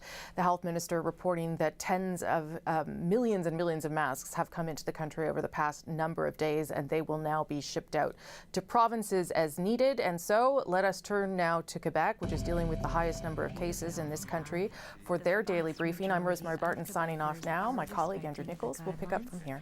And I'm very proud of Quebecers. the Quebecers impress me. But it remains that there are people right now who are not respecting the guidelines. There are people who are gathering of groups of people less than 2 meters away. There are businesses that do not offer essential services or products that continue functioning. And at some point, we have to put all the chances on our side to reduce the spread of the virus. So today I have sent and I am sending a message to the police officers of the Sûreté du Québec and as well as the police corps of the greater cities, such as the SPVM, to be less tolerant. I think that right now we can no longer accept that there are people where a vast majority are making great efforts and that these efforts be banished by the actions of a few who don't take it seriously. So, police officers will be handing out more fines, and I repeat, they vary between $1,000 and $6,000 per person. So I think that that is what the people who are not respecting the guidelines should have. So I'm asking the mayors of the greater cities as well to make sure that the police officers have those guidelines respected. This is serious. There are lives being endangered. And if we continue seeing gatherings and companies that are still open when they're not essential, there will be lives, there will be deaths. So it's very serious. And those deaths, we don't know. It could be your grandmother, it could be your brother. So please, let's show a bit more solidarity, more than ever before. Let's be less tolerant. There's already been denunciations. I think there were 7,000 yesterday to the police officers. Well, the people who see that the guidelines are not being respected, I think that's where we're at right now. Now, the numbers of the day, unfortunately, we have 3 new deaths. So we are now at 36. And I offer my sincerest condolences to the families and loved ones of those 3 new victims. We now have 5,518 cases, an increase of 907, 365 people being hospitalized. That is an increase of 58. And we now have 96 people in intensive care, an increase of 14. As you see, the number of cases is increasing. But if we compare ourselves, if we look at the death rates, because that is, at the end of the day, one of the things that is important, limiting the deaths. Of course, that one death is one too many. But when we look in percentage of the population, we have fewer deaths, much fewer deaths in Quebec than in the United States or any country in Europe. So it has to stay that way. But in order for it to stay that way, everybody has to follow the guidelines. Also, what I wish to tell you is that our health network is ready. I was telling you yesterday, we have beds, a lot of beds, unlike other states in the world. And also what is important, and we made a full exercise of this, the ventilators that we keep talking about, we have enough in what the predictions are as far as the peak is concerned. And there's not a lot of people in the world who can say that we have enough ventilators, so that is a huge advantage. Now, as far as the individual protective equipment is concerned, the masks, the gloves, the gowns, we received a few orders. It's true that it's arriving bit by bit. We're still at about a week's worth of inventory, and it is continue arriving in the next few days. It's possible that establishments say, I don't have enough for 7 days. What we're trying to do is every day, it happens that we take equipment that are in one establishment that has more than 7 days worth and to send it in another establishment that has fewer than 7 days worth. So let's be prudent. I'm not saying that every establishment right now has 7 days worth, but in total in Quebec, we have enough for 7 days.